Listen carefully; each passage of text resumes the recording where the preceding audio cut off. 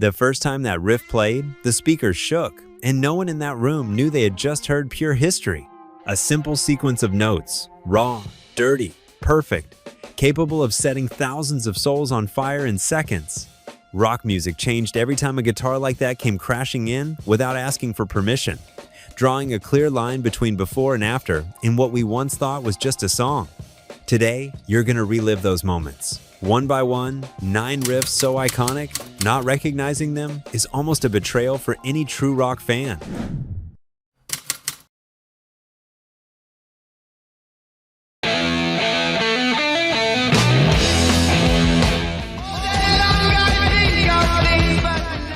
In 1970, Black Sabbath was about to wrap up recording sessions for their second album when the producer asked for one more song to complete the record. Tony Iommi quickly improvised a simple yet powerful riff that would become Paranoid, a track that played a key role in shaping the emerging sound of hard rock and heavy metal. The song was recorded in a single take at Regent Sound Studios in London. Although it was initially seen as filler, the sheer energy it carried convinced the label to name the entire album after it. The single reached number 4 on the UK charts and number 1 in Germany, solidifying Black Sabbath as pioneers of the genre. The lyrics, written by Geezer Butler, deal with mental unease and emotional disconnection, though in an ambiguous way to ensure radio play. Ozzy Osbourne's raw vocal delivery added an extra layer of intensity that deeply resonated with young listeners. And, as a fun fact, Iommi recorded his part using finger prosthetics, a result of an industrial accident that shaped his unique playing style.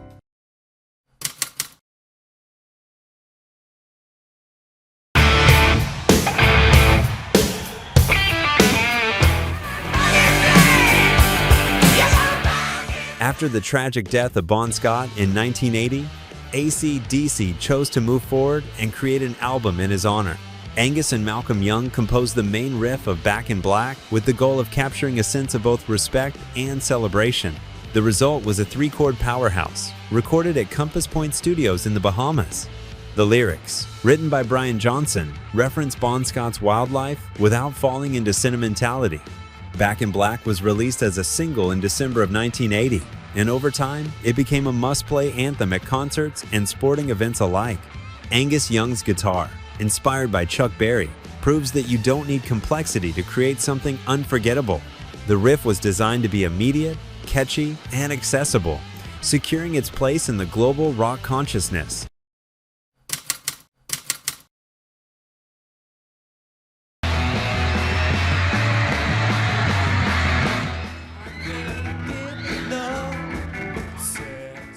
In 1965, Keith Richards came up with the riff for I Can't Get No Satisfaction while half asleep in a hotel room. He recorded the sequence on a portable cassette recorder before falling back asleep. The song was completed by Mick Jagger, who wrote lyrics that criticized consumerism and personal dissatisfaction of the time. The combination of the distorted riff, thanks to a Maestro FZ1 effects pedal, and the song's social commentary captured the spirit of an entire rebellious generation. Satisfaction was released in June of 1965 and quickly climbed to number 1 in both the United States and the United Kingdom. Produced by Andrew Loog Oldham, the track delivered a grittier, more aggressive sound than what was typically heard on commercial radio back then. The riff's intro is now one of the most recognizable in modern music, and its success opened the door for future bands to explore bolder, more socially conscious lyrics. Satisfaction has been covered dozens of times over the years. So, what's your favorite version? Otis Redding's soulful take? Devo's new wave twist? Or do you always go for the raw power of the Stones? Drop your answer in the comments.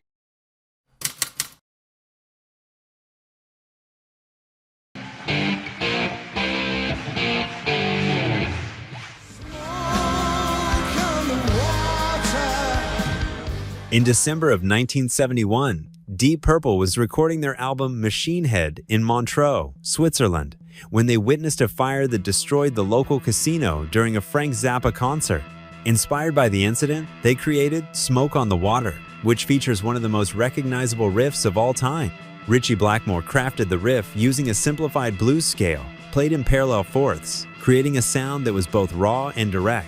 The track was recorded using the Rolling Stones' mobile studio, and the improvised atmosphere of the session can be felt in the song's energy.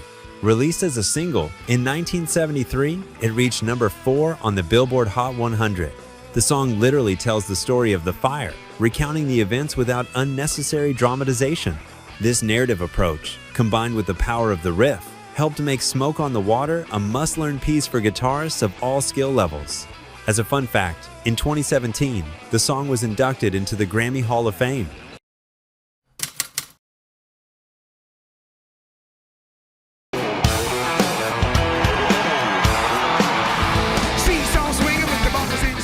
Walk This Way was born in December of 1974 during a sound check in Honolulu. Joe Perry improvised the main riff while experimenting with funk rhythms, aiming for something more groovy than heavy. Inspired by that foundation, Steven Tyler wrote fast-paced, double entendre-filled lyrics, drawing from the flow of old vaudeville comedians. The song was recorded for the album Toys in the Attic, produced by Jack Douglas. Although it didn't make a big splash at first, its re-release in 1976 pushed it to number 10 on the Billboard Hot 100. The blend of hard rock with urban groove marked a new direction for Aerosmith, helping solidify their place in the American rock scene. In 1986, Walk This Way took on a new life when Aerosmith teamed up with Run DMC, a historic fusion that propelled both the band and the emerging rap rock movement. This second chapter didn't just revitalize their career, it also introduced the iconic riff to a whole new generation of listeners.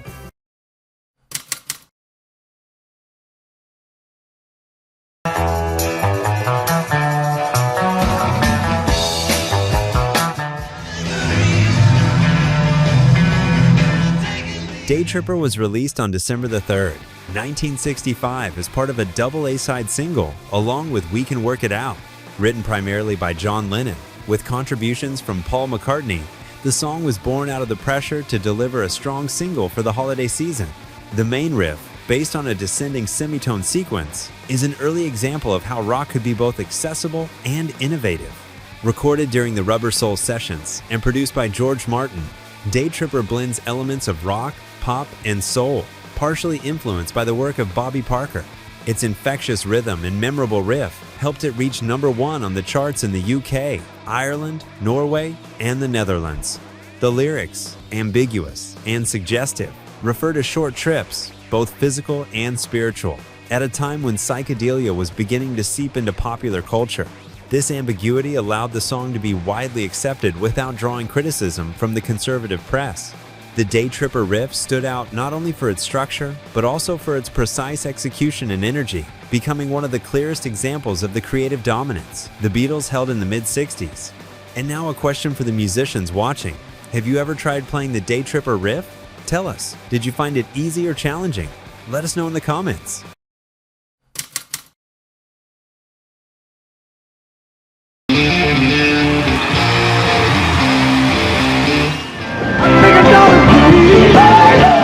Layla was released in November of 1970 as part of the album Layla and Other Assorted Love Song.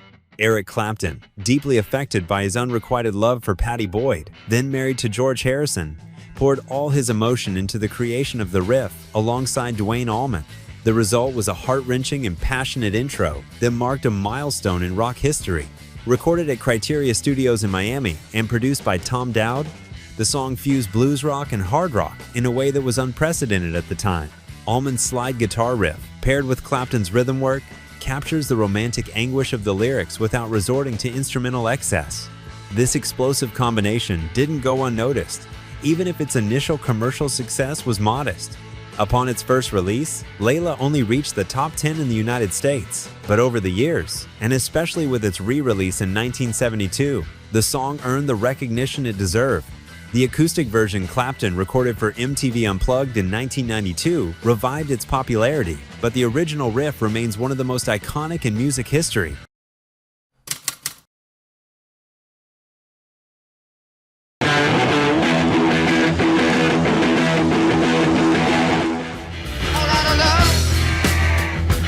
Whole Lotta Love opened the album Led Zeppelin II in 1969 with a riff that redefined hard rock. Jimmy Page composed the main sequence at his home near the River Thames, crafting a sound that was thick, powerful, and groovy, a riff that would become the signature sound of the band's early era. The song was recorded at Olympic Studios in London and produced by Page himself, who chose to use the original demo track to capture the raw intensity of the riff. Whole Lotta Love blends hard rock, blues rock, and proto-metal with a hypnotic rhythm and precise execution that made it stand out from the moment it was released. The lyrics, influenced by Willie Dixon's You Need Love, later led to a co-writing credit agreement. Still, the undisputed star of the track is the opening riff, which immediately sets the tone for the visceral energy Led Zeppelin unleashed in their early years. Whole Lotta Love reached number 4 on the Billboard Hot 100 and became one of the band's biggest US hits. In 2014, a BBC Radio 2 poll named it the greatest guitar riff of all time, a tribute to the raw power and masterful simplicity that Page brought to life. What other Led Zeppelin riff do you think belongs on a legendary list? Drop your pick in the comments below.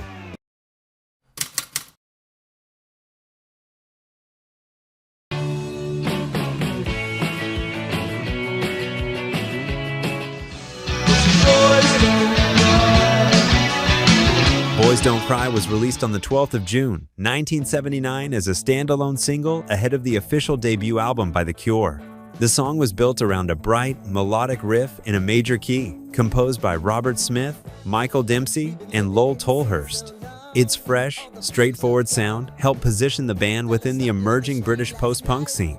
Produced by Chris Perry, Boys Don't Cry stands out for its structural simplicity and restrained emotion. The main riff combines youthful energy with a subtle undercurrent of melancholy, giving The Cure a distinctive identity from their earliest days. In 1986, The Cure re-released the song as New Voice, New Mix, featuring a new vocal recording by Robert Smith, while preserving the original riff. The music video for this version, featuring childlike puppets, reinforced the contrast between the track's seemingly upbeat tone and its underlying sadness. The riff from Boys Don't Cry remains one of the most recognizable in post-punk, leaving a lasting mark on the evolution of alternative rock. Before we wrap up, one thing's clear. These riffs didn't just define songs, they defined entire eras. Every note, every rhythm, left a mark that still echoes every time someone fires up an amp. And while today we've revisited 9 of the most legendary riffs, we know there are countless more that deserve their spot too. Now we want to hear from you.